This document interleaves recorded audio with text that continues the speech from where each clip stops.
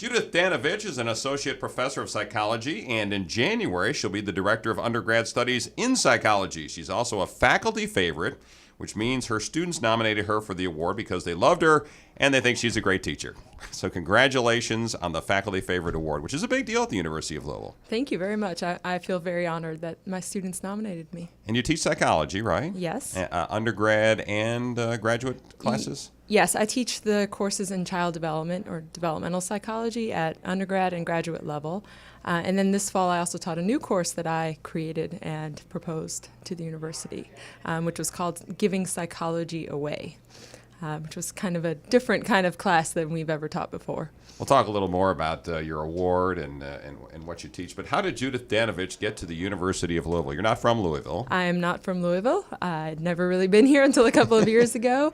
I grew up in the Northeast and in Florida, and then I went to Harvard University, where I earned my degree in psychology and biology, and then I went from there to Yale University, which are very similar kinds of places. Mm-hmm. Ivy League school. Yes, and then I worked there for 5 years. I earned my PhD in psychology at Yale, and then I stayed at Yale for an additional 3 years as a postdoctoral fellow at the Yale Child Study Center, which is actually part of the Yale Medical School. Okay, so while we're talking about child psychology and what you teach in the classroom, what exactly are you telling students? What are some of the broad concepts that you're teaching students, both on the undergraduate and the graduate level, about child psychology? Well, so one of the messages of my course is that child development is complicated. There's a lot of different things going on. Any of us who are parents know that, right, exactly. And that for many years, really, people underestimated what children could do. And today, because of more sophisticated methods that we use, we can actually understand better that actually children understand a lot of things about the world. They're picking up on a lot of what's going on around them and making judgments, making inferences about people, for example. And so one of the goals of my class is to show students what the research has found, what we do know so far about how children develop. And it's also to empower students so that they can then take the research and apply it to their own lives. So a big emphasis of my class, particularly my undergraduate courses, is to allow students to take what they've learned in my class and apply it. So for example, we do an activity on choosing baby mobiles, right? Those little things that you hang above a baby's crib. Yeah. And you know, it's a kind of a fun activity, but it's really getting at things related to infants' visual perception, right? So for example, what color mobile should you get that your infant might actually be able to see, and what kinds of elements would be more appealing to an infant? For example, movement we know is very interesting to babies. And so the idea there is, of course, the students are learning about visual perception and how that develops, but my emphasis is on showing them how it's relevant to their daily lives. And this is really throughout my class. I show a lot of videos in my class, a lot of examples of children doing the things that we talk about, not just in the lab, but also in their homes. Many of those videos are actually of my own child that I made over the years. And I hope when your child was really young and couldn't say, "Mom, quit it." Right? No, even now he's still willing to be in our videos. He's 6 years old now, okay. So he's maybe starting to approach that age. He's not a teenager yet saying, "Mom, quit it." Yeah, he's not aware yet that I show videos of him in my classes all day long. And we'll see what he thinks when he realizes it. So, and the emphasis, again, most of my students are not going to be psychologists and certainly not developmental psychologists, but as I tell them, many of them will be parents or they will interact with kids probably at some level. And I think it's important for them to know what to expect from the children around them, and also for them to be empowered to make good decisions. So there's a lot of products out there, marketers trying to sell stuff to parents, trying to convince parents in particular that they need to do things earlier, faster, better, right? The sooner your child learns how to read, the better. And one of the goals of my classes is to show that actually that's not necessarily true, and that many of the things that people would just normally do, for example, playing with and talking to their child, are really more valuable than these kinds of training programs that are being marketed. We're talking with Judith Danovitch, who's an associate professor of psychology at the University of Louisville, and she won a Faculty Favorite Award. And what that is students nominate their favorite teachers, and then the university picks these, which we consider some of the best professors at the University of Louisville, and Judith Danovitch is one of them. So again, congratulations.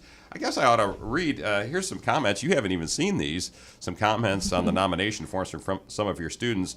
They said, one said, "I wish that all teachers were more like Dr. Danovitch. From the beginning of the course, she tried to teach us the best ways to study, showing that she actually cares about the students and wants them to do well while still keeping the class challenging." And another said, she puts herself in her students' shoes trying to make sure that the learning environment is best suited for them, and she adjusts her teaching style to what works best for the students. She's a great professor who really cares about the students and her subjects. They said all sorts of nice things about you. I know. Like I said, I'm very honored to hear those things. I really strive to make my classroom a place where students feel comfortable asking questions. I try to keep them engaged. And really, I want them to walk away. I always tell them, even if they forget some of the facts that they learn in my course, I want them to walk away with this big picture of being critical thinkers about the information that they hear, again, and particularly related to child development. And you're also getting ready to start a knowledge and development lab with your husband, right? Is that we've already started. You've already started it. Well, tell me a little bit about that. So we run a lab at the university called the Knowledge and Development Lab, or the KID Lab, as you might have gathered. And what we do is we do research with children ages 3 through about 12 on a fairly wide range of topics. My husband and I direct the lab together, but we do different research programs, so we have our own sorts of areas of interest. My area of interest has to do with information sources and how children think about where to get the answers to the questions that they have. So I've looked at things like how do they think about different people in terms of people's expertise. And more recently, I've gotten interested in how children think about technology, and particularly the internet. So we hear all these stories of young children saying, look it up on Google. But we don't really understand very much of, what do kids think is happening when their parent looks something up for them on Google, and do they believe the information that they get? I'm also interested in what children do with that information and how they evaluate it afterwards. And so I was very pleased recently to be awarded a grant from the National Science Foundation where we're looking at how children evaluate explanations, particularly scientific explanations, and how that might motivate them to want to learn more. What do you mean, how they evaluate it? What do so you mean? when you receive a scientific explanation from somebody, for example, it can be... like a teacher? It could be from anybody, a teacher, a parent, even from a book, for example. Explain how osmosis works or something like that? Exactly. What are the things that children are looking for? And we're talking about fairly young children, as young as ages 5 or 6. So when they hear, for example, in my previous work, we've shown that when they hear a circular explanation, so why are polar bears white? They're white because their fur is white. Well, they understand that that doesn't really answer your question. And so we're looking at how they come to recognize what makes a good explanation or a complete explanation. Well, Judith Danovitch, since you mentioned it, let's ask you the question. When should parents allow their kids to have cell phones and tablets and those kinds of things? Oh, that's a trick question. What age? That's not a trick question. It's a question every parent in the world is asked. Well, my research does not look at older children, so the sorts of ages of kids that might get their own phone. So I really can't speak to that. I think that's something that each family would have to decide for themselves and weigh the sort of costs and benefits. I think what's important is that parents be aware of what their children are doing with technology. So, monitoring their cell phone use, for example. We know from research that, for example, having your phone next to your bed at night is not good, particularly for children's sleep habits. But I don't take a sort of all or nothing view of technology. I think technology can be very helpful and that kids can learn a lot from it, given the right situations, given the right environment, and particularly given interaction with other people as well. So, the thing that I would warn parents against is just kind of giving their kids the technology and walking away. Right. Parents need to be involved, need to talk about, what makes this website trustworthy, for example. And these are things that are difficult sometimes even for adults to judge. But that's really what's important. It's not really about a particular age or type of device. And I think, again, it really all depends on the child as well. Well, when we were growing up, it was always don't let them watch X number of hours of television, limited to 2 hours per day and certain kinds of shows and things. Now it's technology. Don't let them go on the iPad for more than, half an hour and block these sites.